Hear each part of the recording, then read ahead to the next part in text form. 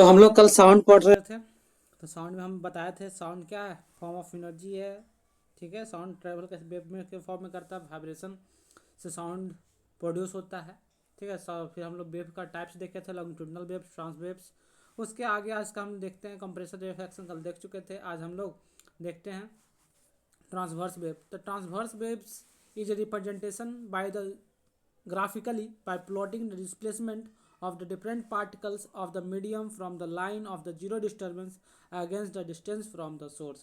मतलब ये transverse waves है, उससे पहले आपको ये थोड़ा सा ये डायग्राम देख लीजिए। ठीक है, ये जो पॉइंट है, ये जो लाइन जो जहाँ पर आपका ड्रॉ किया हुआ है, ठीक है, इसको बोलते हैं जीरो डिस्टेंस, इसको बोलते हैं हम लोग जीरो डिस्टेंस। ठीक है, ये वाला जो लाइन है इसको बोलते हैं जीरो डिस्टेंस। ठीक है, जहाँ से या फिर जीरो डिस्प्लेसमेंट बोल सकते हैं, जहाँ से किसी प्रकार के मीडियम के पार्टिकल्स में मूवमेंट नहीं है। ठीक है, तो आप कोई भी वेव मूव करेगा तो ये जो ऊपर वाला जो सबसे ऊपर वाला जो पार्ट है इसको बोलते हैं हम लोग क्रेस्ट, और नीचे वाला पार्ट को बोलते हैं थ्रो। नीचे वाला पार्ट को बोलते हैं थ्रो, ऊपर वाला पार्ट को बोलते हैं क्रेस्ट। ठीक है, तो ऊपर में अगर मूवमेंट होता है तो इसको हम लोग बोलते हैं पॉजिटिव डिस्प्लेसमेंट, और नीचे में अगर मूवमेंट होता है उसको बोलते हैं निगेटिव डिस्प्लेसमेंट। तो इससे पहले हम लोग आगे देखेंगे कि तो फिर ट्रांसवर्स वेव्स समझते हैं। ट्रांसवर्स वेव्स क्या है, एक ग्राफिकल प्लॉटिंग है जिसमें कि डिस्प्लेसमेंट ऑफ पार्टिकल्स किसी भी मीडियम में जब साउंड ट्रैवल करता है तो उसमें क्या होता है, डिस्टर्बेंस क्रिएट करता है, उसके पार्टिकल्स में डिस्टर्बेंस क्रिएट करता है, और पार्टिकल्स का मूवमेंट जो होता है अप एंड डाउन के फॉर्मेट में होता है, तो उसको हम लोग ट्रांसवर्स वेव कहते हैं। कल ये सब बात किए थे। तो हम लोग देख रहे थे जो प्लॉटिंग जो पार्टिकल्स है उसके डिस्प्लेसमेंट में देखने को मिलता है। ठीक है, मीडियम के पार्टिकल्स में डिस्प्लेसमेंट में देखने को मिलता है। तो कहाँ से डिस्प्लेस होता है वो जो स्टार्टिंग पॉइंट होता है वो line of zero disturbance, line of zero disturbance से वो शुरू क्या होता है, कभी ऊपर जाता है पार्टिकल, कभी नीचे जाता है। जब पार्टिकल उसका पॉजिटिव डिस्प्लेसमेंट होता है, ऊपर की ओर डिस्प्लेसमेंट होता है, तो उसको हम लोग क्रेस्ट बोलते हैं। जब पार्टिकल्स का नीचे की ओर डिस्प्लेसमेंट होता है तो उसको हम लोग क्या बोलते हैं, थ्रो। ये जो भी डिस्प्लेसमेंट होता है वो परपेंडिकुलर होता है। ठीक है, कल हम इसके बारे में बात कर चुके थे। तो क्रेस्ट का क्या होगा definition, the maximum positive displacement, maximum मतलब हाईएस्ट पॉइंट तक, जहाँ तक ये जो डिस्प्लेसमेंट हो रहा है सबसे हाईएस्ट पॉइंट तक जो डिस्प्लेसमेंट है, ये जो डिस्प्लेसमेंट जो हाईएस्ट पॉइंट तक है उस पॉइंट तक, हाईएस्ट पॉइंट तक जो डिस्प्लेसमेंट होता है मैक्सिमम डिस्प्लेसमेंट, उसको हम लोग बोलते हैं क्रेस्ट। और जो नीचे में मैक्सिमम डिस्प्लेसमेंट होता है उसको हम लोग बोलते हैं थ्रो। यहाँ तक कोई दिक्कत है? चलिए, तो इसके बाद हम लोग क्या करेंगे, आगे बढ़ेंगे।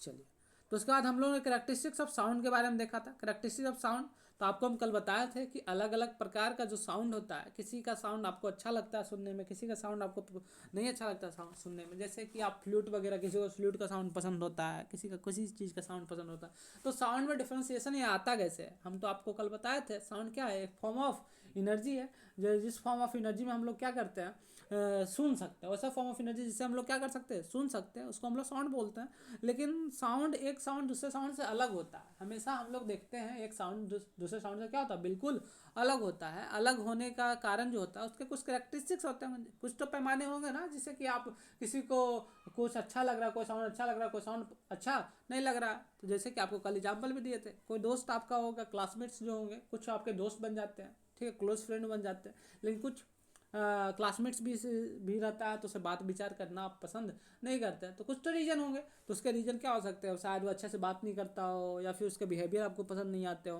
ठीक है, कुछ ना कुछ कैरेक्टरिस्टिक्स लोगों का होता है जिसके वजह से हम लोगों को पसंद नापसंद करते हैं। उसी प्रकार से साउंड का भी अपना क्या होता है, कैरेक्टरिस्टिक्स होता है, गुण होता है, जिसके वजह से उसको पसंद करते हैं या फिर नापसंद करते हैं। तो आप कैरेक्टरिस्टिक्स देखिएगा, तो कैरेक्टरिस्टिक्स जनरली साउंड का कितना प्रकार का कैरेक्टरिस्टिक्स होता है बाबू, तो 5 प्रकार का कैरेक्टरिस्टिक्स देखने को मिलता है। वो कैरेक्टरिस्टिक कौन कौन सा है, वेवलेंथ, कौन कौन सा कैरेक्टरिस्टिक्स है, वेवलेंथ है। दूसरा एम्पलीट्यूड, फिर टाइम पीरियड, फ्रीक्वेंसी और वेलोसिटी। टाइम पीरियड, फ्रीक्वेंसी और वेलोसिटी। तो इससे पहले हम इसका डेफिनेशन का बात करें, उससे पहले हम लोग कुछ इधर समझ लेते हैं। ठीक है, तो आप इधर देखिएगा। ठीक है, कुछ पॉइंट को इधर समझना है। ठीक है, किस पॉइंट को क्या बोलते हैं। तो आपको फर्स्ट ऑफ ऑल हम बता दें, ये जो मैक्सिमम, ये जो ऊपर की ओर जो दूरी आपको ये जो दिख रहा है, ठीक है, इसी को हम लोग बोलते हैं एम्पलीट्यूड। क्या बोलते हैं, एम्पलीट्यूड। और जो वेवलेंथ होता है, वेवलेंथ जो होता है मिनिमम डिस्टेंस होता है किसके बीच में, मिनिमम डिस्टेंस इन बीच a sound wave repeat itself is known as wavelength. तो वेवलेंथ क्या होता है, ये जो आपको ये जो जो शॉर्टेज डिस्टेंस यहाँ से यहाँ तक का है, ये जो शॉर्टेज डिस्टेंस यहाँ से यहाँ तक का है, इसी डिस्टेंस को हम लोग क्या बोलते हैं, वेवलेंथ बोलते हैं। क्या बोलते हैं, वेवलेंथ। तो वेवलेंथ का डिफिनेशन क्या होगा, the minimum distance in which the sound wave repeat itself is known as wavelength. और वेवलेंथ को हम लोग डिनोट करते हैं लैम्डा से। किससे डिनोट करते हैं, लैम्डा से, जिसको कि इस प्रकार के सिंबल से हम लोग डिनोट करते हैं। तो लैम्डा क्या है, एक ग्रीक लेटर है, ठीक है, जिससे हम लोग डिनोट करते हैं वेवलेंथ को। तो इसका ऐसा यूनिट अगर हम लोग देखेंगे वेवलेंथ का तो मीटर होता है, क्योंकि इसको लेंथ में नापा जा रहा है, तो लेंथ का ऐसा यूनिट मीटर होता है, तो वेवलेंथ का भी ऐसा यूनिट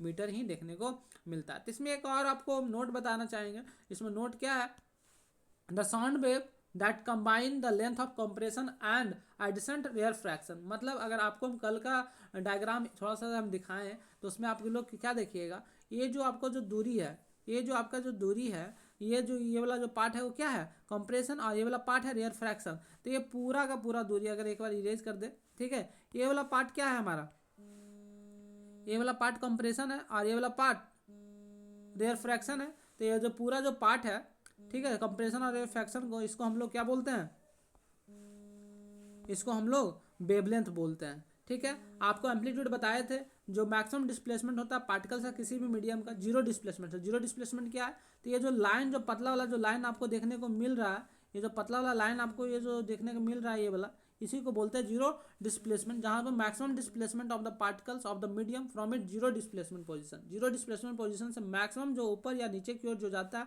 उसी को हम लोग क्या बोलते हैं, एम्पलीट्यूड। क्या बोलते हैं, एम्पलीट्यूड। तो इसी के जिसका एम्पलीट्यूड ज़्यादा रहेगा वो लाउडर रहेगा, इस पर हम बात करेंगे आगे। ठीक है, फिलहाल अभी हम लोग देखते हैं टाइम पीरियड। टाइम पीरियड क्या होता है, the total time taken to produce one complete wave. Wave किसको बोलते हैं, तो कंप्लीट वेव क्या हो गया, यहाँ से वेव शुरू होता है, यहाँ से वेव शुरू हुआ और यहाँ तक, सॉरी साफ कर देते पहले, ठीक है, तो यहाँ से ये जो वेव शुरू हुआ, यहाँ से वेव ट्रेवल करते करते यहाँ तक जो पहुँचा, इसी को बोलते हैं कंप्लीट वेव। मतलब इतना जो वेव है, इसी को क्या बोलते हैं, complete wave.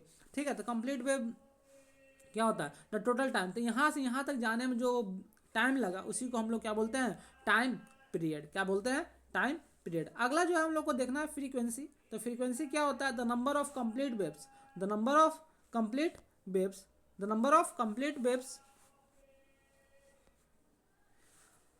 Waves produce the one in 1 second. ठीक है, the number of complete waves produce in 1 second. एक सेकेंड में जितना वेव बनेगा, एक सेकेंड में जितना ये ऐसा ऐसा वेव बनेगा, ठीक है, 5 बनेगा तो उसका फ्रीक्वेंसी 5 हो जाएगा, 8 बनेगा तो उसका फ्रीक्वेंसी 8 हो जाएगा।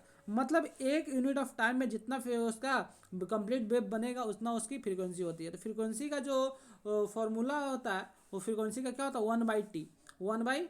फिर F is equals to 1/t। मतलब फ्रीक्वेंसी जो होता है इन्वर्सली प्रोपोर्शनल होता है टाइम के। मतलब फ्रीक्वेंसी बढ़ेगा, मतलब टाइम बढ़ेगा तो फ्रीक्वेंसी घटेगा, और टाइम घटेगा तो फ्रीक्वेंसी बढ़ेगा। और इसका ऐसा यूनिट होता है हर्ट्ज, जिसको कि हम लोग डिनोट करते हैं एच जेड से, कैपिटल एच स्मॉल जेड। ठीक है, तो 1 hertz is equals to 1 vibration per second. ठीक है, अगर किसी का हम लोग फ्रीक्वेंसी लिख रहे हैं 1 हर्ट्ज है, इसका मतलब क्या है, उसमें उस प्रोड्यूसिंग साउंड प्रोड्यूसिंग ऑब्जेक्ट का वाइब्रेशन है, एक सेकंड में एक बार वाइब्रेट करता है, तो उसको बोलेंगे 1 hertz.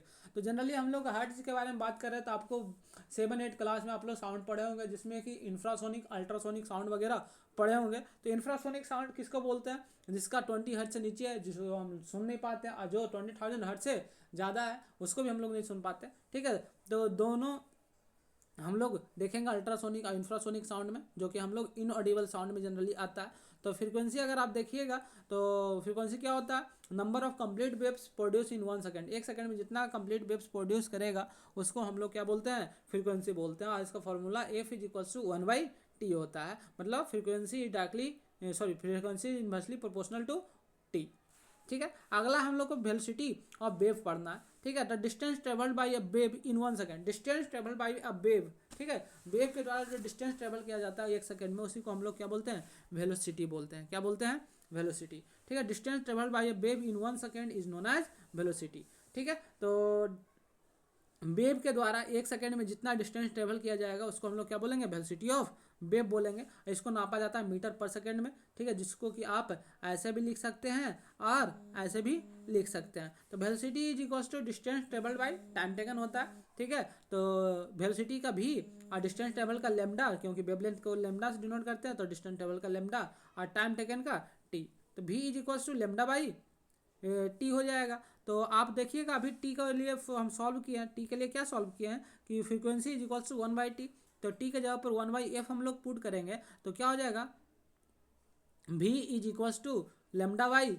Frequency, lambda into frequency, तो velocity of wave is equal to frequency into wavelength, frequency into wavelength. चलिए यहाँ तक हम लोग बात किए थे, और कुछ बात कल हम लोग करेंगे इसके आगे, ठीक है, जिसपे कि साउंड किस प्रकार से डिफरेंस होता है, किस प्रकार से डिफरेंट एक दूसरे से सुनने में लगता है। चलिए तो आज के लिए इतना ही, बाकी हम लोग कल देखेंगे।